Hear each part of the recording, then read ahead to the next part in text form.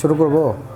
আচ্ছা, আসলে আমাদের এই সময়ে আমরা সবচেয়ে বেশি সময় ব্যয় করি হচ্ছে অনলাইন প্ল্যাটফর্মগুলোতে, ফেসবুক, টুইটার, ইনস্টাগ্রাম, ইউটিউব, এই সমস্ত অনলাইন প্ল্যাটফর্মগুলোতে আমরা দারুণ পরিমাণ সময় ব্যয় করি। এবং এখানে এই প্ল্যাটফর্মওয়ালারা আবার মানুষের মাথায় দিছে নষ্ট করে, কীরকম টাকায়ের একটা পদ্ধতি বের করে দিছে। এখন অনেককেই দেখি ঘুম থেকে উঠেই গুড মর্নিং, দুপুরে শুভ দুপুর, রাত্রে ঘুমানোর আগে গুড নাইট বলছে। আসলে আমি অনেক দিন যাবতই ফেসবুক, ইউটিউব চালাচ্ছি।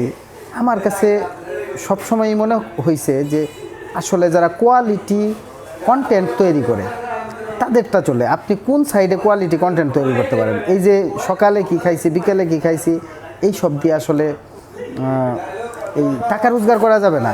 আপনি যদি বলেন যে একদম গ্রাম এলাকার যারা টাকা রোজগার করতেছে এরাও কিন্তু, মানে আপনি যদি ভালোভাবে লক্ষ্য করেন, এই যে রিপন মিয়া নাকি, আমি তার কয়েকটা ব্লগ দেখলাম, সে তো দারুণ ব্লগ বানা, মানে তার কোয়ালিটি তো দারুণ। মানে সে হয়তো শুদ্ধ ভাষায় বলে না, আপনার শুদ্ধ ভাষায় বলার দরকার নাই, আপনি আপনার আঞ্চলিক ভাষাতেই বলেন, কিন্তু আপনি কোয়ালিটি কন্টেন্ট বানান না। কন্টেন্ট বানায় শুধু যদি আপনি আগে নিজেকে বিবেচনা করবেন যে আপনি হচ্ছে করার যোগ্য কিনা, মানে আপনার কোন সাইডটাতে ভালো। আপনি লেখালেখিতে ভালো থাকলে প্রতিদিন বা সপ্তাহে একদিন দুই দিন আপনি করেন, একটা দুইটা করে লেখা দেন।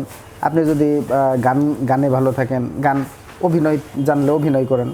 আপনি যদি কবিতা আবৃত্তি ভালো থাকে, কবিতা আবৃত্তি করেন। আপনার যদি নাচ জানেন তাহলে নাচেন, সমস্যা নাই। মানে আপনি কোয়ালিটি কন্টেন্ট তৈরি করেন। মানে এই যে আমি সকালে উঠছি, বিকালে এটা করতেছি, সন্ধ্যায় এটা করতেছি, পারিবারিক জীবন দিচ্ছি, এইটা দিয়ে তো আসলে কন্টেন্ট হয় না।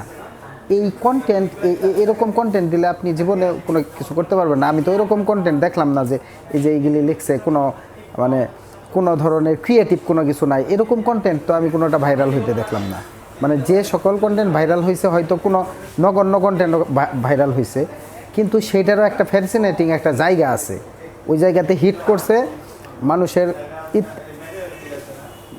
ব্রেনে একটা আছে যে ইন্টারেস্টের একটা জায়গা আছে। ওই ইন্টারেস্টের জায়গাতে হিট করতে হবে। আপনি যে কোনোভাবেই হিট করতে পারেন, বিভিন্ন অ্যাঙ্গেল থেকে হিট করতে পারেন, ও বিনোদনমূলক ভিডিও বানাইতে পারেন আপনি, কিন্তু কিছু না বানায় তো আপনি মানে টাকা রোজগার করতে পারবেন না। যারা টাকা রোজগার করতেছে প্রচুর করতেছে, কিন্তু আপনি তো মানে যে কিছুই করবেন না, সিরিয়াসলি কাজ করেন, মানে যেটা করবেন সেটা সিরিয়াসলি করেন। আপনি হিউজ পরিমাণে এফোর্ট দেন, আপনি যেটাই তৈরি করবেন এটা একই ধরনের কন্টেন্ট বারবার তৈরি করতে থাকেন, দেখবেন আপনার মনিটাইজেশন হয়েছে। আর আমি হচ্ছে যে ফেসবুক চালাচ্ছি হচ্ছে হাউসে, মানে আমার এরকম না যে এখান থেকে আমার টাকা রোজগার করতে হবে। মানে আমি ফেসবুকে আমার নিজস্ব মতামতগুলো তুলে দেবি।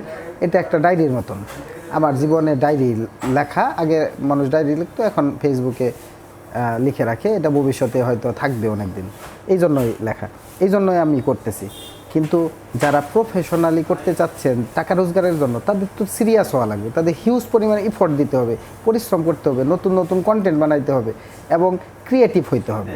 আপনার মধ্যে যদি একেবারে ক্রিয়েটিভিটি না থাকে, তাহলে আপনি জনমত জরিপ করতে থাকেন, আপনি কিছু প্রশ্ন বাচ্চাদের ধরেন বা মধ্যবয়স্কদের ধরেন, আপনি একটা জনমত জরিপ করেন, এগুলিতে ক্রিয়েটিভিটি লাগবে না।